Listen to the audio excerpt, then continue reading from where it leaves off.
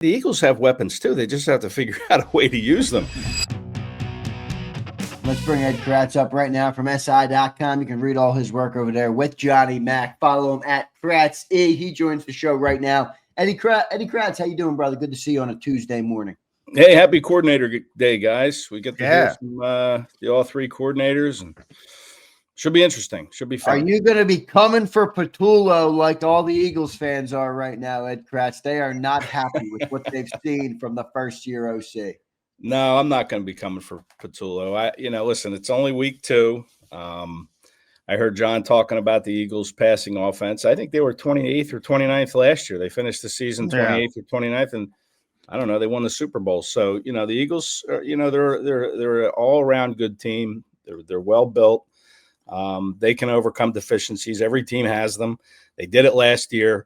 That's not to say that they can't get better. Obviously, on the offensive side of the football, they need to be able to move the ball further down the field than what we've seen so far. But I'm not coming for them. I think this is kind of a situation where you have to let this offense breathe a little bit. I have confidence that they'll figure this out and they'll get this thing on the right track. And I think you guys touched on it. The Rams are going to come in here and score some points. So the Eagles are going to have to match whatever they put up if they want to win this game, and I think they'll figure it out.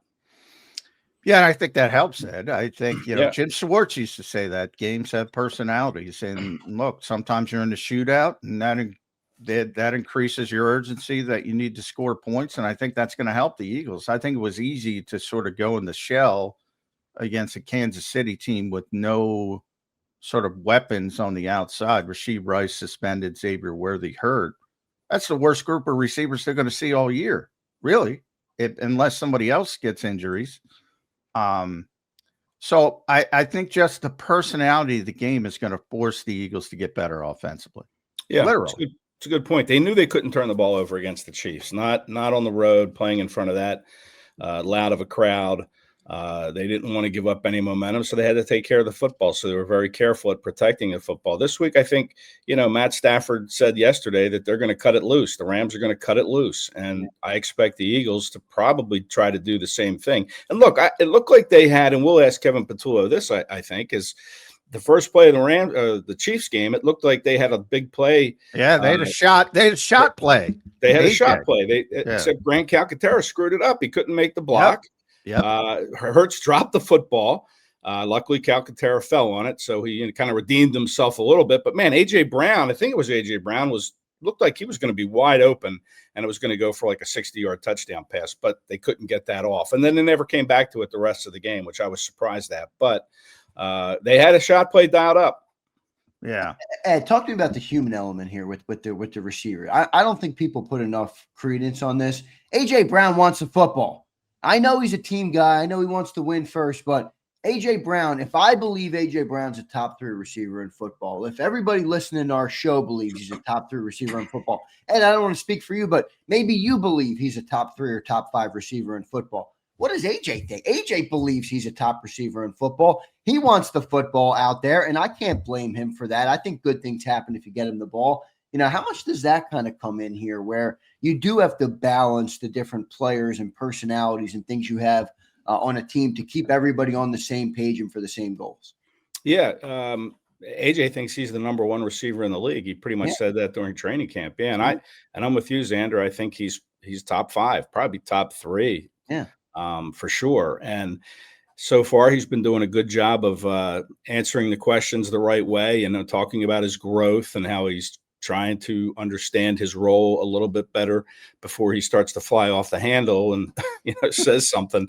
But the first loss that happens, and he's sitting there with 40 yards in that game, we could see some of that growth go down the toilet that A.J. Brown's talking about, and he might start to speak his mind. We know he can do it.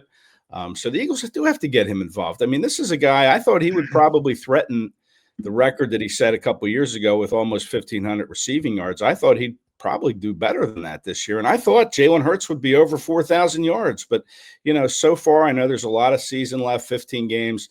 It's not pointed in that direction. So if the Eagles want to keep A.J. Brown from, kind of coming out and speaking his mind. They need to find a way to get him the football more than just, quick slants over the middle. They need to free him up and get him deep. Yeah. The running game, obviously, all of this really is built off the success of the running game, which hasn't been as explosive either. And that's part of the reason you have this.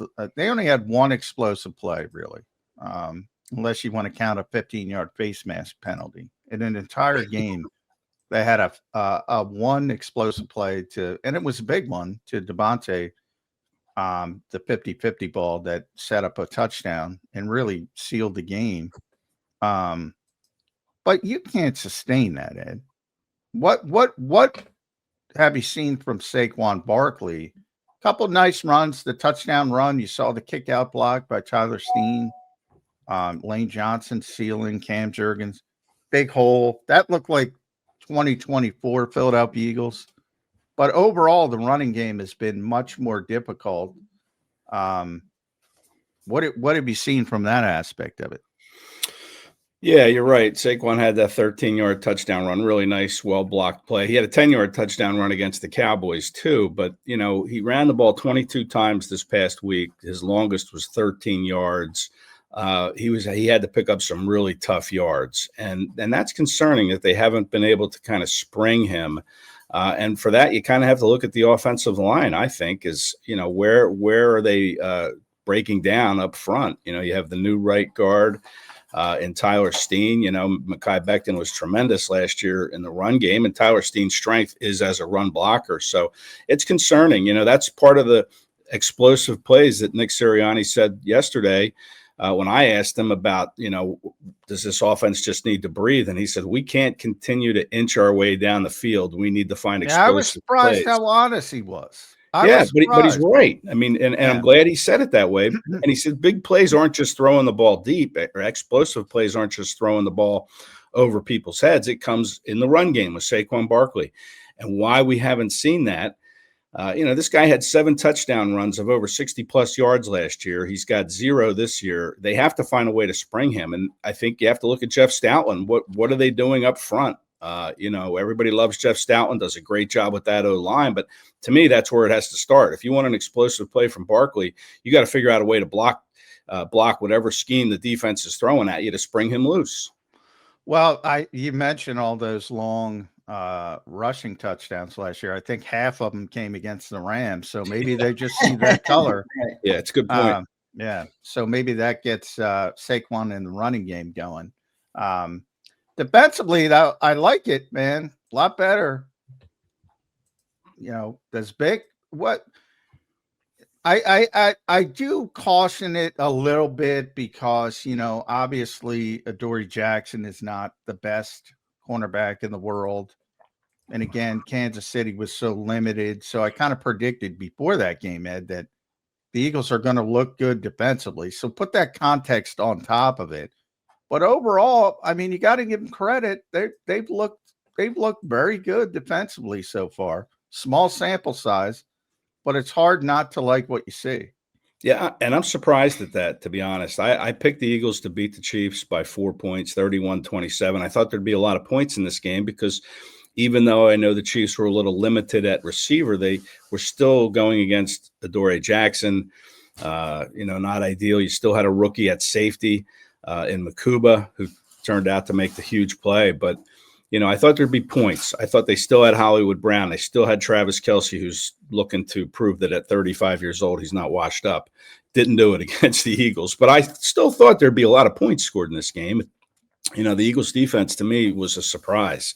I love what they're getting from Jordan Davis up front. That guy's playing late in games, and he's not bending over at the waist, putting his hands on his knees. He is in great shape, like we saw in the summer. That's not a myth. I mean, that guy's playing stout. 5 tackles, 2 batted down passes at the line of scrimmage. Great game, I thought, from Jordan Davis. Having Jalen Carter back was huge. I mean, that guy hit the quarterback 3 times. He hit Mahomes 3 times, made a tackle for loss. Looked like he might have gotten a hand on the ball on that interception by Makuba. It looked like maybe he deflected it just enough, heading to Travis Kelce to alter the flight to kind of, maybe make Kelce think like, okay, where's this ball going to come? Because it's sort of wobbling now, but I don't know. I'm not sure he did, but I will ask him this week if he talks to us, if he got his hand on it, because it's hard to tell in the video clip. So, you have Carter and Davis playing like that. You have Jihad Campbell, a rookie linebacker who tied for the team lead in tackles with 7. Him and Cooper DeJean each had 7. He spied Mahomes on a couple of those plays and didn't let Mahomes in the second half beat him with his legs. I think Mahomes had 60 yards in the first half rushing with a touchdown, 12 yards per carry. And in the second half, he ran it only twice for 6 yards. So, credit Fangio for that. And then, of course, the back end. You talk about Reed Blankenship, who, I thought he would lead this team in interceptions. I still do. They don't have a pick, or they have the one pick from Makuba, which is, it was a great play by him. But that cornerback spot, when you have a team like the Rams coming in with Adoree Jackson and the weapons to, make them hurt, that's going to be a concern. But I like the pass rush. I like the pressure they had with Carter here against the Chiefs. Even though they only had 2 sacks, they still had pretty good pressure. Something. What about our new favorite player, Big Z, man? Yeah. Zander, John may have told you, we talked to him, just John, me, and maybe 2 others in the locker room on Friday. What a great, entertaining interview he is. Went into his background and talked about his contract. And, you could write like 5 stories coming away from 12, 13 minutes with Zadarius Smith. And he, on the field, man, just a big guy, really strong, really powerful, brings that veteran presence up front. I think that was a great signing. Helped with the Eagles' first sack of the year. Him and Makuba shared it. So, yeah, Zadarius Smith's going to make a difference on this defense. And, getting back to your question about the defense playing well, I agree, and I'm surprised at it. I thought there were a lot of moving parts. We saw Fangio mix and match a lot in the summer during camp. We saw it in the preseason, rotating whole units in at a time, putting in like 8 new guys after a play, bringing in 8 fresh guys. So you thought it's going to take a while, but it hasn't. And, the legend of Fangio continues to grow here in Philadelphia, if you ask me. Yeah, it does, no doubt about it. Jalen Carter, you mentioned him, talked about him at length. I don't know if he's dealing with some sort of a hand or a wrist injury or something. He was grabbing onto it a couple times in that game, but they lined him up on the edge a couple times, Ed, and he looked good coming off the edge. So I'm curious to see how they use him in this football game. Ed, I want to ask you about the Rams coming up. That cornerback spot was talked about a lot after week 1. Now it's quieted down a little bit. But as John pointed out, the Chiefs weren't really positioned receiver-wise to pick on those corners, to pick on Adoree Jackson, and kind of make some hay there. What do you think of that spot, Adoree specifically coming in? Because now you got Puka Nacua, Devontae Adams, and Matthew Stafford. That's a much more high-powered passing offense right now. How big of a concern is that second cornerback spot for you? Yeah, and their tight end's good. Higbee. Yeah, I mean, he's a good weapon too. So this is a team that's loaded with weapons. Hey, the Eagles have weapons too. They just have to figure out a way to use them. But yeah, it's a concern, Zander, for sure. Adoree Jackson, man, that was I thought he had a rebound type of game, but again, the weapons weren't there for the Chiefs. But that play that Mahomes overthrew Tyquan Thornton down the field, wide open. I mean, you look at it, and Adoree Jackson runs into, I think it was Blankenship, and gets spun around like a helicopter. Yeah. That wasn't a good look for Adoree Jackson. That could have given the Chiefs. I'll tell you, and then Tyquan beat them, and you're like, all right, who blew that coverage? Right. You wonder. Well, I can tell you, PFF said Reed blew it, which I kind of think he did. Reed got a very, very bad grade, like his worst grade ever in this game, and mainly because of coverage. So I think those 2 plays specifically, they may be wrong, but they blamed him on Reed. So, Adoree gets a lot of crap. I want to, probably not his fault. I'm not sure. And Fangio will tell us today, I'm sure. Yeah. He'll get to the bottom of it for us. But it's concerning. I mean, this team could come in here and light you up with explosive play after explosive play. And if the Eagles can't answer, it could be a long Sunday at the link. But I believe in this offense. We've seen this offense light up the scoreboard before, and make big plays. And I think they'll find a way. They know they have to find a way because the Rams are going to come in here looking to score points. And it's a concern, man. I mean, and what do you do? I mean, Jacorian Bennett came in for a handful of plays against the Chiefs, didn't look the best. There was a clip of him not getting off of a block on Mahomes' 13-yard touchdown run. Keely Ringo can't even get on the field on defense. I mean, that's how far he fell. So what do you do? I mean, the only other option is to put Cooper DeJean out there, but then who plays the slot? It's just And both Nick and Vic seem to have no interest in moving Cooper outside right now. No, they want to keep. Vic said that. Yeah, he wants to keep Cooper outside, but I think there could come a point if the Rams come in here and hang 35 on him. With 3 or 4 big explosives, then we could see a change heading to Tampa. The House of Horrors down there at Raymond James Stadium the following weekend. Yeah. So it's a concern for sure, but I don't know what the answers are other than DeJean at this point. Does Howie pull off some other kind of trade? Maybe I've heard this possibility is Darnell Savage, slot player, safety down in Jacksonville. I've been told that he's always Jacksonville. I know this would be the trifecta if they make the trade for Darnell Savage, but I was told that Savage is on the block. He's not happy. He's not starting. He's not playing much down in Jacksonville when he wants out. So does Howie make the call and bring him in, and you plan a veteran? And Howie's been warming up that GM down there with a couple trades, as you mentioned. The new guy. Come on, get him and then Ed, make it the quadfecta and go for Trayvon Walker too while they're out. We got Steve Smith. We're good now. And the famously bad movie Draft Day, the GM that Kevin Costner takes advantage of is the Jacksonville GM, Jeff Carson. So James Gladstone is Howie Roseman's Jeff Carson. There you go. Well, I mean, what has he given the Eagles so far that's helped them? I mean, Tank Bigsby, he couldn't really get on the field. And let me tell you, John Mechie was out there on the but he didn't get the ball. I mean, Mechie is not a kickoff returner. No. Did you see Mechie return kicks? He struggled. It wasn't good. Toward the line. No. He doesn't have that burst that you want to see. It reminded me of Quez Watkins. Quez used to do that. They were like, well, Quez is fast. Let's put him back there. And he would tiptoe towards the contact. Right. And I think you got to hit it if you're a kickoff returner. Right. You got to get up in that pile and see if there's a crack you can slip through and break something big off. So, Michael Clay will give us all the answers today when we talk to the special teams coordinator. Future head coach, according to the great Merrill Reese. Michael Clay. Could be. He's had a good unit the last couple of years. He's had a great. I mean, how good is Braden Mann? We want to talk about. Nobody wants to talk about the punter. I want to talk about the punter. That's one of the best pickups the Eagles. Remember how bad Aaron Cepas was? Anybody? Aaron Cepas. Oh man, I'd forgotten his name. Thanks for jarring that little cobweb loose up here, John. Yeah, you're right. I mean, Man's been fantastic, and so is Jake Elliott. I mean, Jake's great too. Yeah, I mean, they were asking him on the sideline, "Hey, are you in range here with the wind and everything?" And then they take a flag, move 5 yards back, it becomes a 58-yarder, and he still drills it through. That was great stuff. I thought, my God, that's going to mess this whole thing up. I mean, 53 yards wasn't long enough. Yeah. Now it's 58. And what was Charlie Hewlett doing there with the ball? Nick was not happy with that call. Obviously, he was in the official's face going off the field at halftime, and it looked like the official was going right back at him, and there was someone standing between them, or who knows what would have happened there.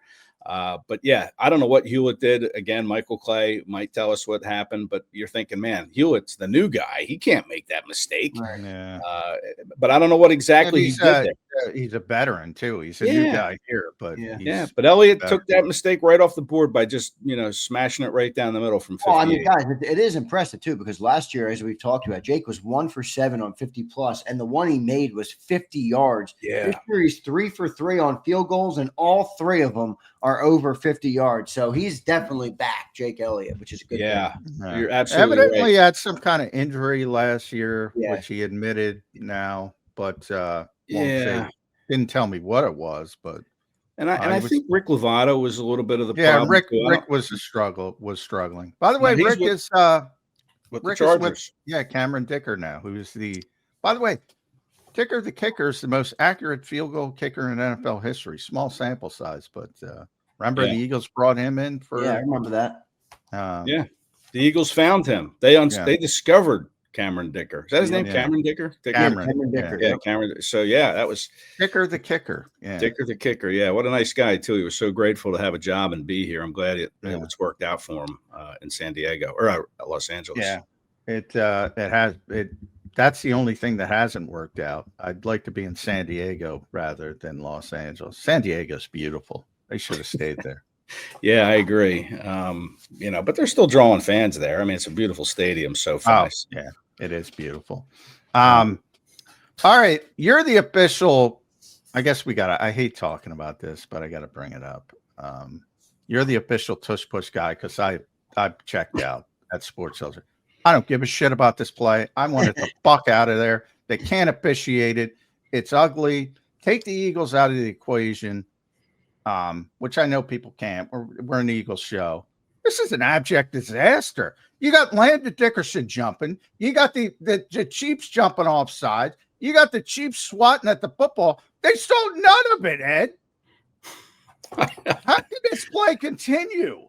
Yeah, listen, it's going to be banned for sure. You got Dean Blandino on the telecast saying, "I'm tired of the tush push guys." I'm Dean Blandino. I'm the same way. I'm like, stop this, stop it.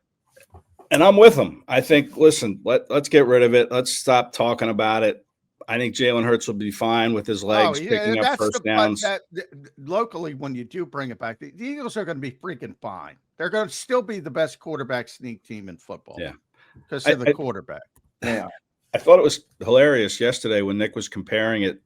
I think someone asked him about the safety of the play and how, are you worried about injuries? Which there haven't been any injuries. No, there's no injuries. That's Nick was funny when he said, well, it's kind of like the NFL took away space on the kickoff for safety reasons. Now you don't have that, whatever it was, 20-yard gap between players running full steam at each other. So he said they took away the space, and there is no space on the tush push. So it's a safe play if you look at it from that perspective. He's comparing it to the new kickoff rules. Well, I thought the safety part of it was bullshit.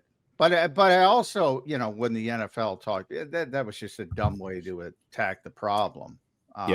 But, Nick was also going like, well, they slowed it down like it was the Zapruder film. No, he jumped off sides. Good God. Yeah, you're right. I mean, that's what he said is they slowed it down. It's compared it to pass interference. You can't see it in real time. But my Lord. When you slow it down, it's like, that was a PI, or no, that wasn't a PI. But to me, it was pretty obvious when you see that play. When you saw that play on Sunday, you said somebody moved there. I mean, it's just that nobody was all moving at once. Everybody was moving at different times. So there was something going on, and the officials just chose to swallow their whistles. And maybe that's if you're a conspiracy theorist, maybe that's it. Maybe the NFL has told them, listen, just let the play go. Don't worry about anything, and everybody will say what a disaster it is, and the owners will see it, and then next year we'll get the whatever the vote requirement is. 24 owners have to vote to ban it. But maybe that's it. Maybe it's a conspiracy theory to just let the play run, let the controversy sit there and brew, and then it'll be gone next year. Yeah, well, the officiating thing is the perfect excuse that they need to get rid of it. So they are going to get rid of it. Ed, I want to ask you, how do you gauge Jalen Hurts through the first couple games of the year? Where are you on Jalen? How do you think he's looked? He's in year 5 now. Obviously, a Super Bowl MVP. Obviously, he has all the accolades. And now trying to continue that play with this team and this offense. Offense has been stagnant. How do you grade Jalen Hurts so far through the first couple games? Well, I'm a big wins guy, Zander, and that's how I judge a quarterback more or less, is based on wins. I know it's 11 guys out there on the field at once, and everybody pitches into the victory, but the quarterback is the one in the spotlight. He touches the ball every play, and the Eagles are 2-0. So just based on that, I'm going to give him a high grade. I'm going to go a little higher with the grade because he hasn't turned the football over. I mean, that's a big emphasis for this team. Remember last year in the first 4 games when they're 2-2, he's throwing interceptions, and I think he's playing smarter. I think he's playing more patient. He's not forcing things, and he's not turning the football over. So when you look at that, coupled with the fact that he's won, I'm going to give him an A. I mean, I think he's playing the way you need to play to win football games. Ask me in a couple weeks if it's still an A. Might not be. Maybe he turns the football over once they start, taking the wraps off of this offense a little bit. But right now, I give it an A. And if he was throwing the ball for more yards, I mean, he still doesn't have a touchdown pass, which maybe I'll go an A- when I throw that in there. Oh. No, one thing I came out of the opener against Dallas, which was not impressive either from a passing standpoint, but I came out of that game thinking, wow, he played pretty well. It was it was an efficient game. I thought he played pretty well.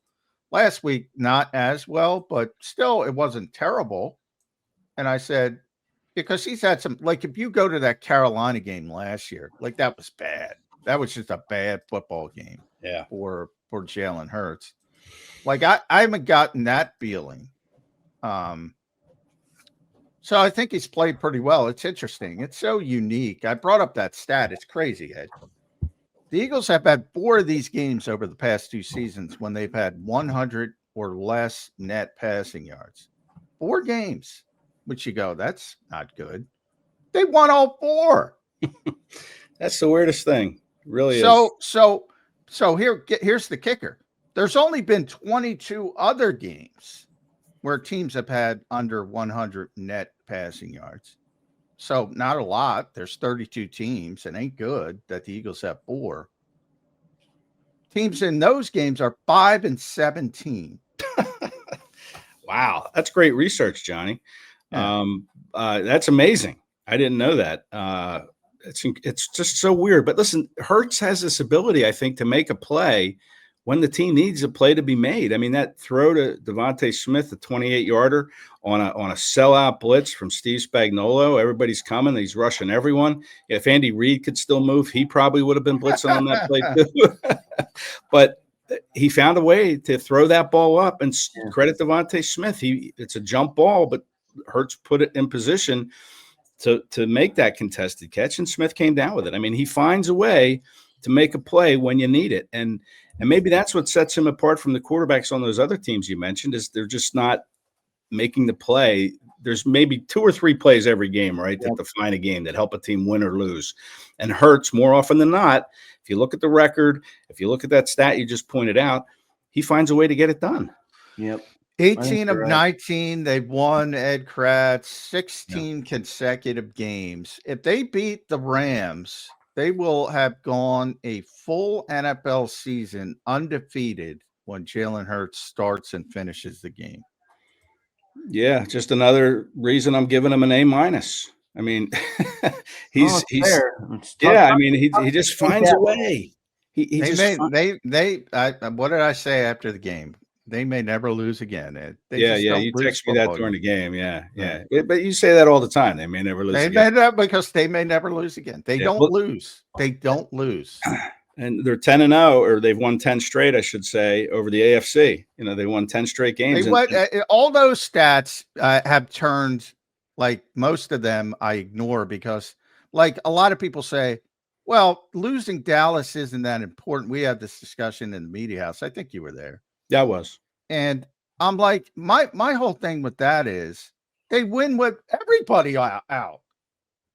Now, in the past, they haven't with AJ and Lane, but now they win with everybody out. Doesn't matter who's missing the game. They win. They won 18 of 19 games. That's amazing. And it's a credit to Howie, right? I mean, they have that depth, and that was one of the concerns coming in. Will they have that depth? And we haven't really been tested along those lines. I mean, Goddard's missed a game, but Calcaterra is always the guy that steps in. By the way, he did not play. He didn't have a great game. I was going to say. No, he did not. But yet the Eagles still found a way to win. And I think it was Zach Berman who brought it up. I think it was 13-2. Goddard's missed 15 games since 2022, and the Eagles are 13-2 in those games. Now they're 14-2. So you're right. They lose the Jordan Mailata when he goes on IR last year. Fred Johnson comes in. Boom. No different. They lose Nakobe Dean in the playoffs. Oren Burks, of all people, comes in and holds the fort. So, again, that's a credit to Howie for finding guys that can help this team, and to the coaching staff for developing these players and getting them ready to play a role if they need to. Yep. I'd rather have Dallas back, though. I'm on that. Yeah, me too. No doubt about it. Ed, last one for me I want to talk to you about is that offensive line doesn't quite look like we're used to it looking, at least in my eyes. I'm not saying I'm the arbiter of all things that are true on the offensive line, but they just don't look like they're as dominant right now through the first 2 weeks. Landon was obviously injured. Cam Jurgens is coming off of back surgery. Tyler Steen is a new addition to the offensive line. There is a lot of turnover there, a lot of change there, or a lot of injuries and different contexts there. What do you think of the offensive line so far? Have you noticed any concerns there through the first 2 weeks? Yeah, I'm with you there, Zander. I mean, I mentioned it with Barkley is, you have to start up front when it comes to getting Saquon Barkley over 100 yards again or springing the home runs that he hit so often last year. And it starts there. And I think a lot of it is, the offensive line has to act kind of as one unit, good communication, good chemistry, understanding what each of them are doing. And that line just has not played together that long. Even during training camp, Cam Jurgens missed some time with a back issue early in camp. They had some guys sit out. Lane didn't practice all the time. So really they didn't have a chance to develop that chemistry and that, that an offensive line needs. And now we're seeing it here in games, trying to come up with that chemistry and that cohesion. And I think they'll get there. In fact, if you look at the track record, I'm sure they'll get there. But, with Dickerson's back, you never know when that's going to act up. He's got the back, he's got the knee. Cam Jurgens has a back issue. So you hope that it can stay healthy so they can continue to build chemistry on this line, because I think that's what's missing is just the fact that they haven't played much together all summer long, especially with the new piece in there, Tyler Steen. So they got to get it fixed. In Stoutland, we trust. I think they will. The talent's too great for them not to. And I think as the year goes on, you'll see that, you'll feel more comfortable about what they're doing. At Kracz E, make sure you follow him on the X platform, NFLSI.com/NFL/Eagles. You can read him. He'll be the official tush push guy moving forward because I have tagged out of that. Hey, that one's on you, my friend. All right, man. Listen, I love a good tush push. Yeah. I didn't like the way that sounded, actually. I take that back. They're going to be coming for you. Yeah. Now, see, if we were WIP, we would take that clip and use it for 16 years. Well, let's not do that here on JAKIB Media, please. No, we will not be doing that. I have too much respect for the great Ed Kracz to loop that one, my friend. Yeah. All right. Great. So, listen, some things to keep an eye on this week, I think, are the injuries, right? With Dickerson, how did he come out of the game? Jalen Carter, like Zander mentioned earlier, what's going on with the wrist? Who else maybe got a little nicked up? Jordan Davis, but that looked like it was just cramps, not a hamstring. I was worried it was a hamstring because they were massaging his hand. You usually don't get cramps in your hamstring, but you can. I got them before. And it was 90 degrees down there. I mean, that was such, that was such a gutty, resilient win by the Eagles on Sunday. Yeah, it was hot, man. It was weird. Right. To overcome the heat, to overcome the motivation the Chiefs had to win that, to get payback for the Super Bowl. And yet it kind of bothers me. Nobody's talking about that nationally. Everybody's talking about the tush push and how, the Eagles, they didn't have the tush push. They wouldn't win the game. Overwhelms everything. It does. That is nothing to do with the Eagles' success. Very little. I'm not going to say nothing, but it was just, in my opinion, it was one of the better wins they've had in a long time. Take the playoffs out of it, one of the better regular season games I can remember them winning, given the adversity that they were facing and overcoming it and finding a way to win 20-17. Just a fantastic win that probably isn't getting talked about enough because, like you said, the tush push overwhelms everything. Yep. Yeah. Well, that's tush push lover right there. And we appreciate it, my friend. Appreciate you being here today. We love talking to you on Birds 365. Have a good one, brother. We'll talk to you again soon. All right. Thanks, guys. Bud.